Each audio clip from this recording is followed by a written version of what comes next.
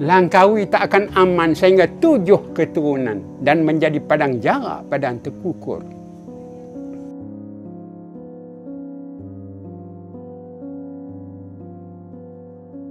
Mak dan bapa Masuri dipercayai datang daripada Thailand.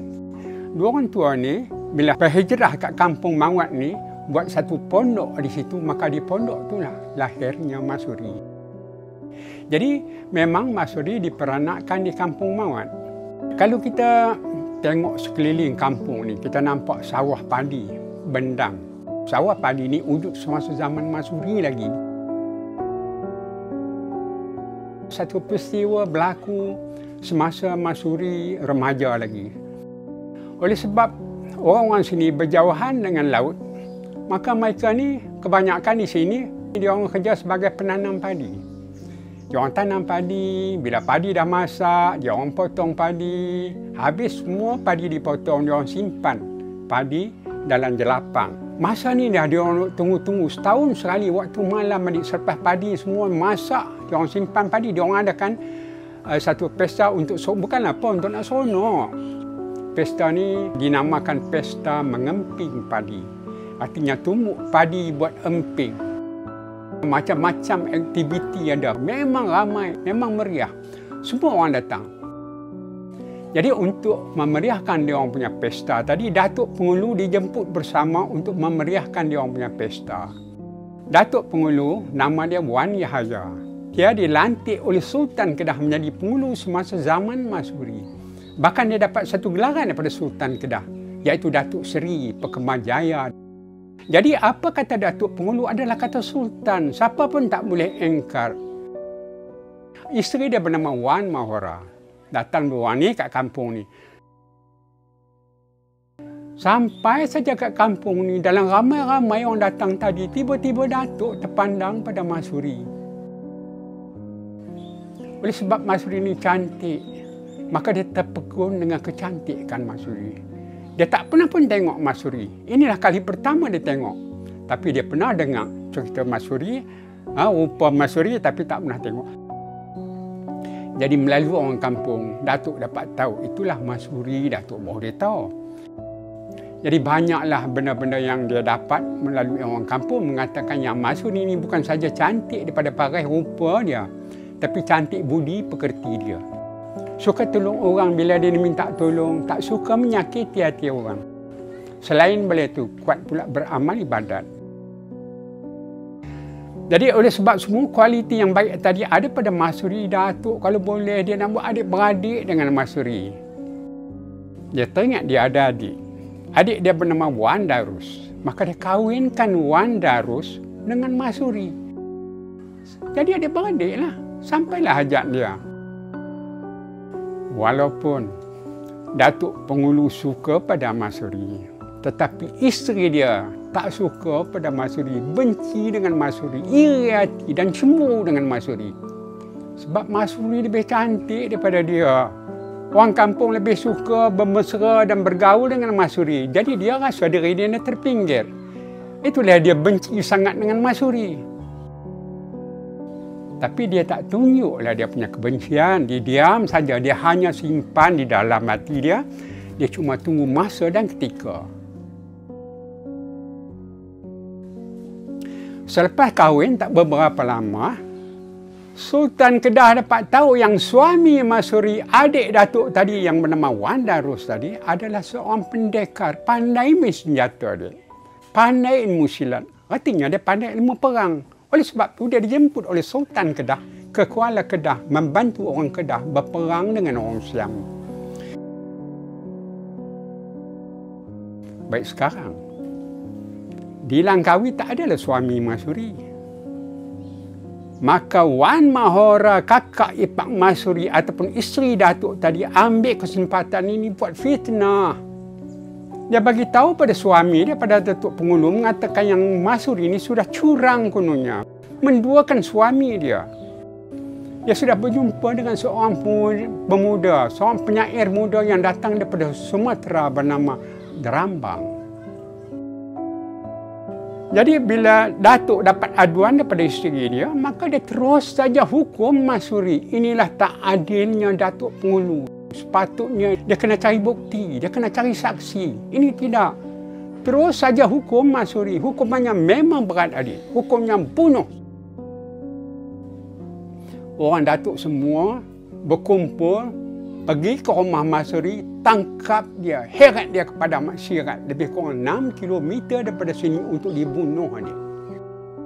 Ini adalah arahan Datuk Pengulu sendiri.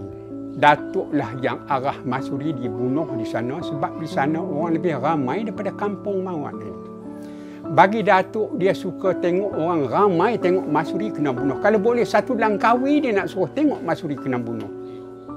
Dia cuba nak insafkan orang kampung semua supaya jangan berlaku benda-benda yang tak elok. Kalaulah ada di antara orang kampung yang rasa nak buat benda yang sama, tak beranilah. Sedangkan Masyuri, adik ipar dia sendiri, dia sanggup bunuh. Jadi Masyuri dibawa kepada masyarakat. Sampai di Padang Masyarakat, dia ditambat pada sebatang pokok mati dekat satu simpang 3 di Padang Masyarakat. Dia ditambat di sana, tak bagi makan, tak bagi minum sehingga beberapa minggu dia. Mengapa tak bunuh saja Masyuri pada hari pertama dia ditangkap? Mengapa biar dia sampai berminggu-minggu tertambat di pokok tu? Bukan dia orang tak mau bunuh. Bukan Datuk tak mau bunuh, tapi tak boleh bunuh Masyuri. Orang Datuk cuba bunuh Masyuri gunakan kerih. Tak makan dengan kerih biasa. Habis tak makan dengan kerih, ambil pisau, sopa juga. Bila tikam dia tak keluar pun darah dia. Tak ada senjata yang boleh bunuh dia. Tetapi Masyuri tahu yang dia akan mati kesudahan dia. Bukan mati kerana dibunuh. Tak ada senjata yang boleh bunuh. Tapi mati kerana tak makan. Itulah dia bagi tahu semasa dia terikat di pokok, dia bagi tahu pada abang ipar dia, pada Datuk Pengulu. Datuk, kalau nak bunuh dia juga boleh. Baliklah ke rumah dia. Cari satu kerih pusaka kayak Datuk nenek dia dulu yang tersembunyi di rumah tu. Kerih tu saja yang boleh menyebabkan dia mati. Apabila rahsia ini terbongkar, Datuk semua datang ke rumah Masyuri, cari kerih tu sampai jumpa. Kerih tu dia dijumpa atas halang rumah. Bila jumpa kerih tu, bawa balik kepada masyarakat untuk bunuh Masyuri. Sampai saja kerih di hadapan Masyuri, Masyuri tahu yang dia akan mati kesudahannya. Sebab kerih tadi dah ada di tangan Datuk. Apa dia boleh buat? Hanya berdoa pada Tuhan saja. Ya Allah, ya Tuhanku, buktikan kekayaanmu. Sekiranya diri aku ni bersih, maka darah aku putih. Masyuri cuba nak bagi tahu pada orang kampung yang memang ramai menyaksikan pembunuhan dia tu. Nak bagi tahu kata dia di pihak yang benar. Sebaik saja dia ditikam dengan kerih pusaka tadi, memang darah yang keluar memancut pada badan dia. Darah putih seperti dia cakap. Barulah orang kampung yang memang selama ini tahu Masyuri tak bersalah, bertambah yakin orang kampung dengan bukti yang mereka tengok sendiri. Datuk dan orang-orang dia yang bunuh Masyuri mula rasa kesal yang amat sangat di atas kelanjuran dia orang. Tapi dah terlambat. Jadi sebelum dia mati dia sempat juga berkata-kata secara penghabisan dan terus bersumpah.